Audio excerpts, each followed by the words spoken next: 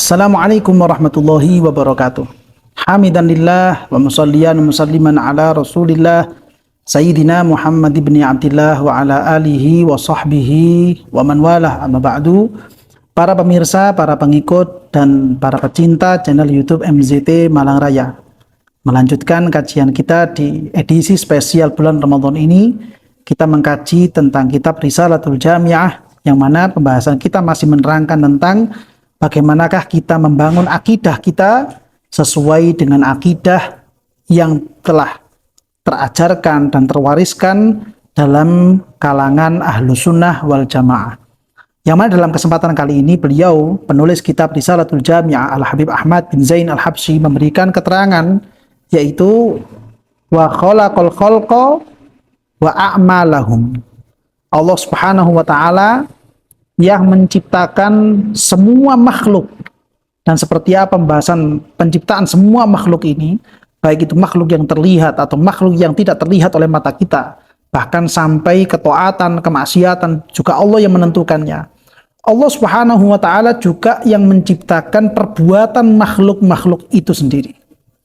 Dan ini merupakan salah satu ciri khas yang dimiliki oleh kita sebagai orang-orang pengikut kelompok ahlu sunnah wal jamaah.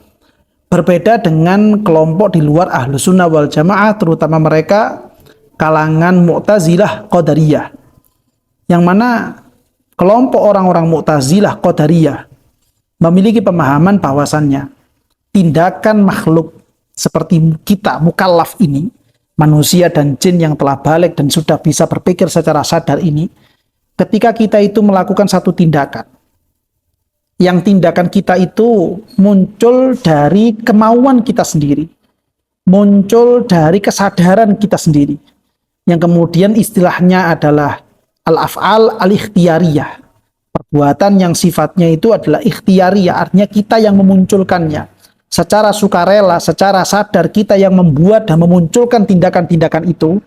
Orang-orang Mu'tazilah Qadariyah memiliki pemahaman bahwa tindakan-tindakan seperti ini, perbuatan-perbuatan yang seperti ini tidak ditentukan oleh Allah Subhanahu wa ta'ala.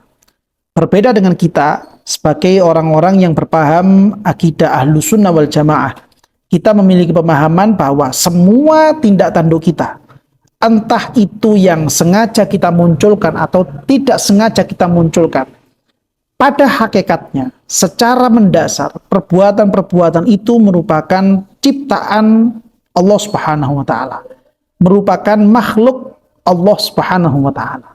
Bukan kita yang memilikinya, bukan kita yang memunculkannya. Kita memunculkan itu hanya sebatas menjalankan apa yang telah ditakdirkan oleh Allah Subhanahu wa ta'ala, walaupun apa yang kita upayakan, apa yang kita lakukan dari kesadaran-kesadaran kita itu juga terpengaruhi oleh pemahaman-pemahaman yang masuk ke dalam akal pikir kita, masuk ke dalam sanubari kita masing-masing. Namun sebenarnya di balik itu semuanya, sutradara di balik layar besar ini adalah Allah Subhanahu wa ta'ala yang telah menciptakan bahwa fulan pada hari ini, jam yang ini, detik yang ini melakukan perbuatan ini, itu semuanya pada dasarnya, pada hakikatnya telah Allah tentukan sejak kita semuanya belum diciptakan oleh Allah Subhanahu wa ta'ala. Allah yang memiliki rencana ini semuanya.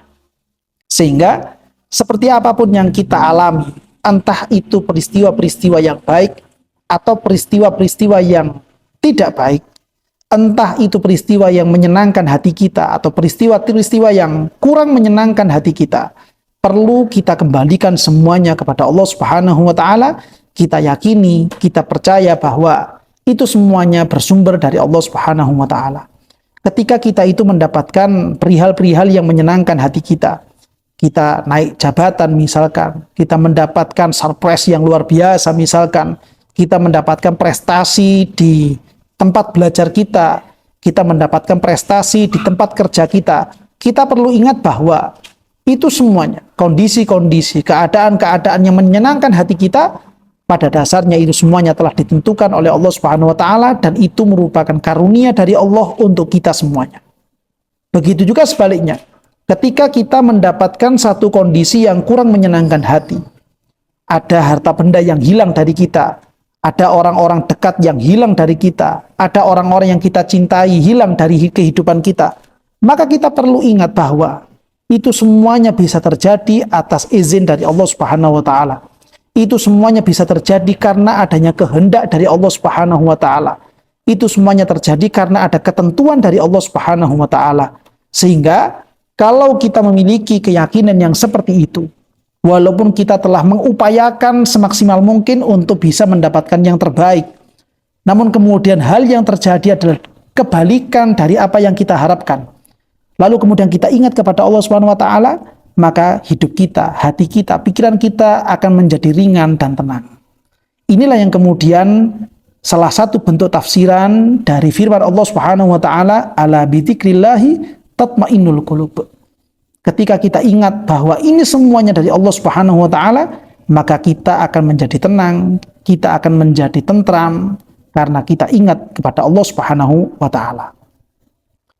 Lalu kemudian beliau juga memberikan keterangan, wa qaddara arzaqahum wa ajalahum la tazidu wa la tanqusu. Allah taala jugalah zat yang telah menentukan rizki kita semuanya. Allah Subhanahu wa taala lah yang telah menentukan rizki semua makhluk yang ada di alam semesta ini. Kita sebagai manusia, rezekinya seperti apa telah ditentukan oleh Allah Subhanahu wa taala. Mereka para jin yang saat ini kita tidak bisa melihat mereka, rezekinya seperti apa juga telah ditentukan oleh Allah Subhanahu wa taala. Hewan-hewan di sekeliling kita, entah itu yang hewan-hewan yang liar atau yang tidak liar, rezeki mereka semuanya telah ditentukan oleh Allah Subhanahu wa taala. La tazidu wa la tanqusu. Yang mana rizki yang telah ditentukan oleh Allah Ta'ala itu tidak lebih dan tidak berkurang. Tetap seperti itu adanya. Tetap seperti itu adanya. Tidak akan pernah bertambah, tidak akan pernah berkurang. Seandainya Allah Subhanahu wa taala akan menambahkan rizki kita, maka bukan bentuk madiyahnya yang bertambah, bukan bentuk nominalnya yang bertambah, akan tapi Allah Ta'ala akan menambahkan bentuk keberkahan di dalam rizki-rizki tersebut. Sehingga dari situlah kita penting untuk meminta tentang keberkahan rizki yang telah kita terima. Kita minta kepada Allah Subhanahu wa taala agar supaya rizki kita dibarokahi olehnya. Kita minta kepada Allah Subhanahu wa taala agar supaya rizki yang telah kita terima, rizki yang diberikan oleh Allah kepada kita, bisa mengantarkan kita semuanya untuk bisa berbuat taat kepada Allah Subhanahu wa taala. Ketika kita misalkan merasa putus asa, merasa gundah gulana, kita merasa suntuk melihat rizki yang sampai kepada kita seakan-akan tidak seimbang dengan upaya usaha yang telah kita keluarkan. Pagi, siang, sore, malam kita sudah bekerja, namun kemudian penghasilan yang datang hanya segitu-segitu saja. Untuk kebutuhan sehari-hari masih terbilang kurang. Untuk kebutuhan istri sehari-hari masih terbilang kurang. Untuk kebutuhan anak-anak kita sehari-hari masih terbilang kurang. Maka kita perlu ingat dengan satu bentuk zikir yang rutin kita baca usai kita melaksanakan sholat. Yang mana setiap kita usai melaksanakan sholat ada sebuah zikir. Yang sebenarnya zikir ini merupakan pengingat untuk diri kita masing-masing. Yaitu zikir yang berbunyi, Allahumma la mani'a lima a'taita wa la mu'tiya lima mana'ta wa la radda lima qadaita wa la yanfa'u dzal jad faminkal jad. Dalam wirid itu, dalam zikir itu, kita sedang diingatkan. Itu menjadi pengingat untuk diri kita sendiri. Yang artinya Allahumma la mani'a lima a'taita. Ya Allah, tidak ada yang bisa mencegah ketika Engkau telah berkehendak untuk memberinya. Ketika Allah Subhanahu wa taala telah menentukan bahwa rizki ini memang milik kita, memang itu adalah hak untuk diri kita, maka tidak ada satupun yang mampu untuk mencegah rizki tersebut. Artinya rizki itu tetap akan sampai kepada kita kalau memang itu adalah hak milik kita. Kalau itu sekiranya tidak sampai kepada kita, itu tandanya berarti bahwa rizki tersebut memang bukan milik kita.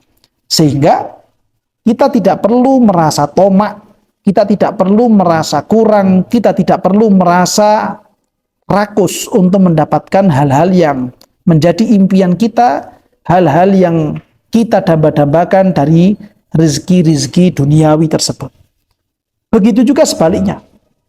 Wala mu'dhiya lima mana'ata. Ya Allah, tidak akan ada yang bisa memberi ketika engkau telah berkehendak untuk mencegahnya.